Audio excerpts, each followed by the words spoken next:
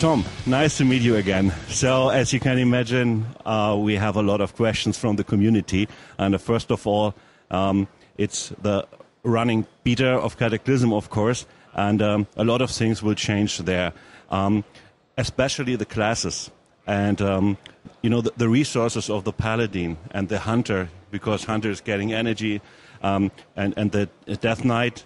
Yeah. So are you satisfied right now how the classes are balanced, or is there any space for changes? What is the plan? Well, there's definitely room for changes still. We're still, I would say, pretty early in actually fine-tuning the classes. I mean, we just went through the process of changing over all those talent trees and implementing all the new resources, like the Focus and the Holy Power, things like that. So we're really starting to get into the nitty-gritty of trying to figure out exactly how those resources are going to play out with the class and how all the different spells and abilities will play into the new resources. So there's still quite a bit of work to be done. I definitely, I wouldn't feel comfortable if the game were shipping this second.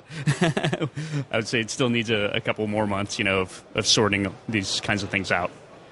Okay, and with the last build in the last patch, you integrated the PvP zone, the new one, the Tolbarat, and this battleground is much smaller than the Arati Basin Wars. But you, yes, sorry, and you. But you have still 50 players on each side. So will this be somewhat a hack and slay, or how do you think how will this work out? Right. Well, we're still trying to tune how many players will show up in the zone. It could be 50 on each side. It might end up being 100. We're not really sure yet. It kind of depends on how it plays out. We've been testing it internally with 50 players about on each side, and it feels pretty good. It might be able to support more than that.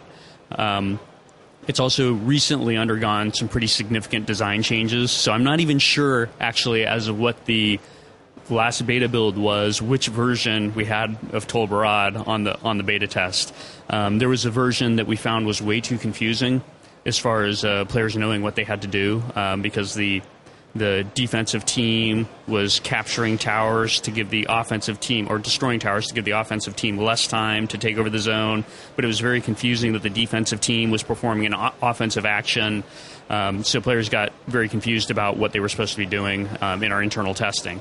So we've recently changed it over to try to simplify it and make it much more intuitive to what players are supposed to be doing. So essentially the defensive team is trying to defend everything, and the offensive team is trying to destroy or capture everything. But it's still undergoing a lot of iteration. I would still expect to see more of that happen before it goes live. But in terms of its actual physical size, we have tried to make it smaller than the Wintergrasp zone so that players could more freely move from point of interest to point of interest. Something that we found with Wintergrasp was that we felt like players were, once you were fighting in a certain area, you were you felt like anytime you died and respawned, you kind of felt like you needed to keep fighting in that area. It didn't feel like you could really adapt to what was happening on different parts of the battlefield because it was so big, and it would take you a lot of time to get from one place to another. So you just kind of go, eh. It was big, but players still like the Arati Basin, right? Right. Well, it definitely has a feeling of being epic. With Tolbarad, we're trying to make sure that the actual battle takes place in a more contained space, but the island itself that includes all the daily quests and all that kind of stuff is going to expand on the island to make it kind of feel bigger and more significant. Okay, and then we have the new guild system in Cataclysm, and it's in the beta, but it's not working very well right now. But it's much work to do, of course. So, can you tell us something about the plan, or what you want to do with guilds in the future, and what about the players who decided not to be in a guild? Right.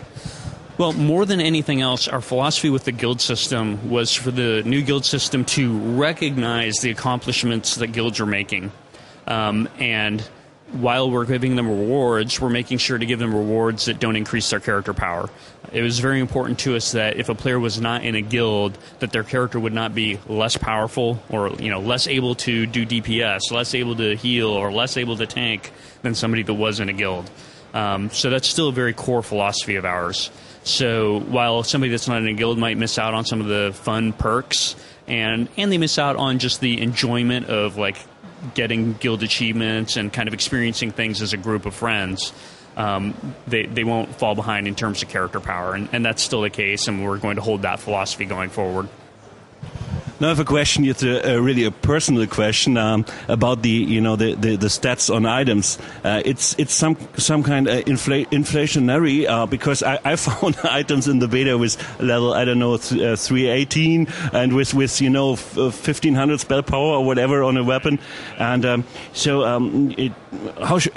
where should this end up? I mean, people are already complaining that they will be able to drop their tier 10 set from Ice Crown right after they quested Hydra. Right. Yeah, that's certainly true, and the game is by nature inflationary. Really, the rewards are more of they're an incentive to experience the new content, right? It's really more about trying to make sure the new content is fun and different and engaging and gets you excited, and it's something that you want to see, want to experience, and then the rewards sort of are there to justify it. I think that I don't know. I'm not sure if that model is going to change at any point in the future. I mean, you never really know for sure far into the future how the game will continue to evolve and change. But really, World of Warcraft is ultimately about getting more and more content, getting to experience new things in this this fantasy universe that we've created, and seeing new things and experiencing new gameplay at the same time. And the rewards are just there to try to make sure that it feels like there's a good reason to do that. Okay. Can you experience some kind of tiredness in World of Warcraft? I mean, it's 5 years old. It's even 6 years, and the time between Ice Crown Citadel and Cataclysm is a really long time. And I cannot speak from my guild, but from the feeling in the forums and stuff. So, do you think that you made any mistakes when planning the schedule? So from my point of view, more updates like in World of Warcraft Classic, like more 5-player instances and stuff, it feels more epic. I don't know. I think that I don't know that it was a scheduling mistake, but certainly Cataclysm is the most expansive expansion we've done yet. And I don't know that that's necessarily always going to be true going forward. I'm not sure that our next expansion would be quite as big in terms of the scale of the undertaking as Cataclysm was. It just kind of felt like 5 years plus into the game, it was the right time to go back and refresh the old content, because it really felt to us like the old content was really falling a long way behind the new content in terms of quality. And we really didn't want people that are now coming into the game and people that are re-rolling characters over and over to have to keep going back to that old experience and really feeling like it isn't up to the quality standards we have today. That being said, I don't know that that's something that we're going to do every single expansion going forward. So hopefully we'll be able to narrow that gap between when we have that final major content patch and when an expansion hits in the future. But as far as the patch sizes, we are still trying to figure out how to deliver patch content a little bit more quickly. At the same time, we don't necessarily want to go back to where we were with vanilla, where when we were delivering patches much more quickly, but they had very little in them compared to what they have today. And people felt left out a lot. We would patch nothing but a 5-person instance, and all the raiders and PvPers would get absolutely nothing to do out of the new patch. So if you look at it from the standpoint of as a player of a given play style, am I getting content less often than I used to? And I actually think that players of a given play style are actually getting content more often than they used to, because they don't have to wait multiple patches before something comes out that is applicable to their play style. Okay. 2 more questions. First of all, let's speak about phasing. This mechanic is used more often right now in the Cataclysm beta. And are you happy how it works? What do people think about that? Because one time players able to see another player or not. It depends on the quest process. So what do you think? Well, there's still refinements that we can make to it, both from a technology standpoint and a play experience standpoint, and then also from a gameplay content standpoint. Certainly, there's a lot of new and exciting stuff that we're doing with it in Cataclysm, and I think that we're even now learning lessons from how we've been using it in Cataclysm for how to better use it in the future. I think that one of the things that we've been finding is that if we're going to expose a player to phasing, it's very important for them to notice that it happens. And one thing that we found is if we if we have a player play through an area that's phased, and at the end of their kind of quest line, the phase changes, but then the player moves on to the next area, they don't really feel that sense that the area changed because they're not playing in the area again after it's changed. And they sort of move on to the next spot, and then it changes and they move on. And so they're not really, they've like left this trail of change behind them, but it's not really something that they experience as they continue to go forward. So we're learning a lot of things about how to best use it. And Cataclysm has a lot of exciting, cool ways that we use phasing, and I think that in the future we'll do it even better. Definitely. This is what the guys from Guild Wars 2 are now promising, with all the new quest system, and well, we will see. Well, Tom, last question. In Germany, we are very sensible with all the data protection and stuff, and this is what you integrated is the Real ID, also with StarCraft 2, of course, and the BattleNet. And I'm often getting requests from players via Facebook, and so there's an interface between World of Warcraft and Facebook or StarCraft or whatever. But I never accepted anything. I never clicked on Facebook Connect or stuff. So how is it possible? What is it? Is it a problem? Because even in Europe, it's maybe somewhat difficult. Well, you certainly have the ability to not accept the invitation that anybody sends you through Facebook.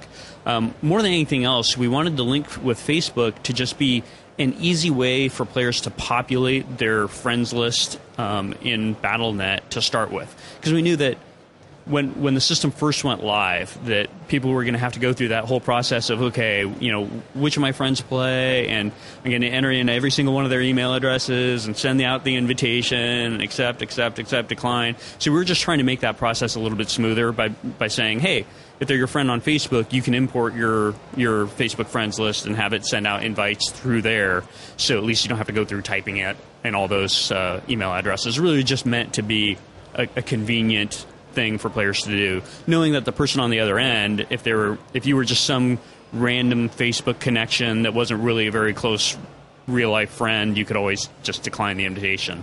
I suspect somebody like yourself that has a lot of connections on Facebook and a lot of kind of unfortunately. Yeah, exactly. A public figure in a lot of ways, you probably get a lot of invitations that aren't necessarily ones you want to make as real life friends. But our suspicion is that isn't necessarily true for the vast majority of people. The vast majority of people have smaller kind of friends networks or are real life friends with a smaller number of people and less public. It's somewhat strange. If I have a real ID friend, I am able to see his friends list, right, if they want or not. Well, that's something that we're actually going to be changing. We are going to give people the ability to not show up in the friends of friends list. So if you don't want anybody to know, let's say you're friends with me, and you don't want my friends to know that you're friends with me, you can set an option to not be shown on my friends of friends list. That's a really good message, especially for the Germans. I think. Well, Tom, thank you very much. Is there anything else? What do you want to say? Anything new? What we can expect in the future in World of Warcraft? Still a lot of new stuff to come to the beta. We're going to roll out rated battlegrounds at one point, and we'll continue to iterate and expand on what we have as far as the guild system goes. As you mentioned, it's very rough what's on the beta right now, so a lot more is still coming to the beta test. A lot of refinements. There's still quite a bit of new content to go. Players haven't seen the quests in Twilight Highlands or Old Doom yet, the raid zones, things like that. So keep your eyes open. We will. Tom, thank you very much for your time, and I wish you all the best with World of Warcraft in the next 5 years. So, nice to meet you.